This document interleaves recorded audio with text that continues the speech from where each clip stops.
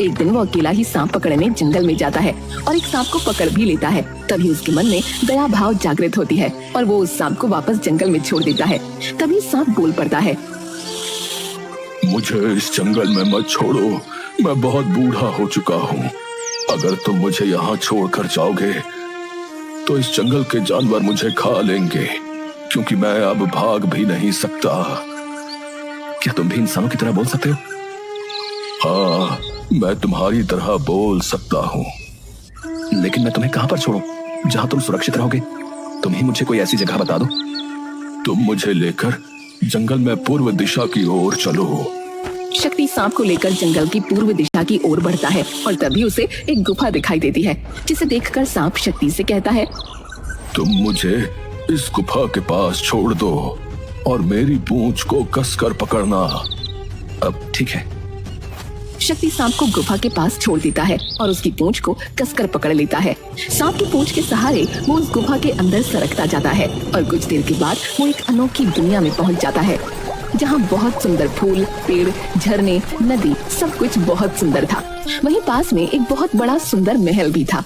सांप अपनी केंचुली छोड़ता है और एक सुंदर से राजकुमार के रूप में शक्ति के सामने खड़ा हो जाता है। अब तुम कौन हो और तुमने अपना रूप कैसे बदला? मैं एक इच्छाधारी सर्प हूँ और इस सर्प नगरी का मंत्री भी हूँ। तुम मेरे साथ इस महल के अंदर चलो। शक्ति उस युवक के साथ महल के अंदर जाता है, जहाँ पर सर्पराज विराजमान होते हैं। महाराज की जय हो। महाराज, आज तो मैं बहुत बुरी तरह फंस गया था। वो तो शुक्र है इस युवक का जिसने सही समय पर अपने दिल की बात सुनी और मुझे आजाद कर दिया, वरना मैं किसी सपेरे के पिटारे की शुभा होता। तुम्हारा बहुत बहुत शुक्रिया युवक।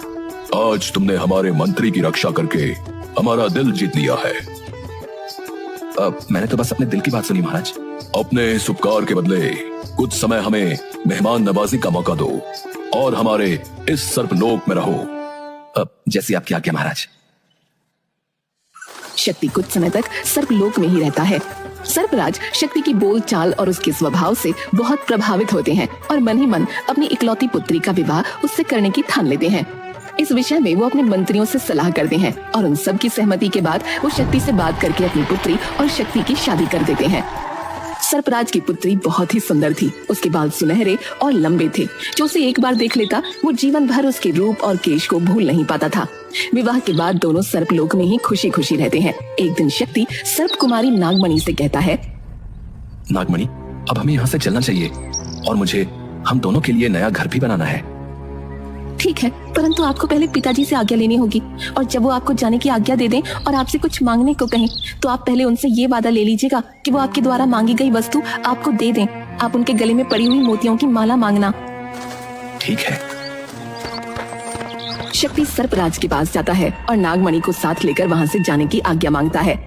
अगर तुम्हें यही उचित लगता है तो मैं तुम्हें नहीं रोकूंगा। मैंने तुम्हें अपने जीवन की सबसे बहुमूल्य चीज अपनी पुत्री नागमणि दे दी है, परंतु फिर भी मैं चाहता हूँ कि तुम जाने से पहले मुझसे कुछ उपहार स्वरूप ले लो।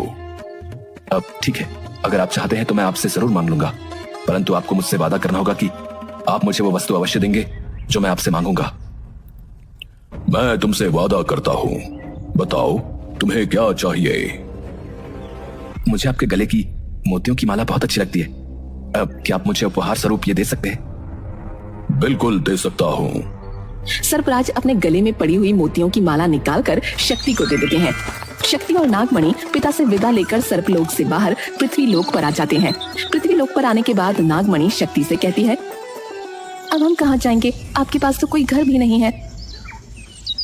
चिंता ना करो, मैं बहुत मेहनत करूंगा और हमारे लिए एक बहुत सुंदर घर बनाऊंगा। आपको कुछ करने की जरूरत नहीं है। आप मुझे पिताजी की दी हुई वो मोतियों की माला दे दीजिए। शक्ति मोतियों की माला नागमणि को देता है। नागमणि मोतियों की माला पर जल का छिड़काव करती है और हाथ जोड़कर विनती करती है, हे अमूल्य माला, आप मेरे और मेरे पति के लिए एक बहुत सुंदर सा महल बना दीजिए और हर सुख सुविधा से पूरी तरह से वो संपूर्ण हो, जहाँ किसी चीज की कोई कमी ना हो। नागमणि के प्रार्थना करते ही वहाँ पर एक बहुत सुंदर सा महल बन जाता है, जहाँ सब कुछ होता है। नागमणि और शक्ति उस महल में खुशी खुशी रहते हैं।